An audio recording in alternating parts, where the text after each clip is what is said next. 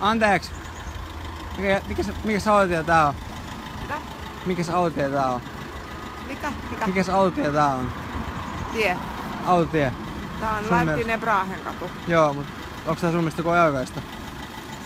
Ai tää, kuule kun meillä on oikeus, kun me hoidetaan tätä puhtaanapitoa, niin me saadaan ajaa tässä. Minkä mukaan?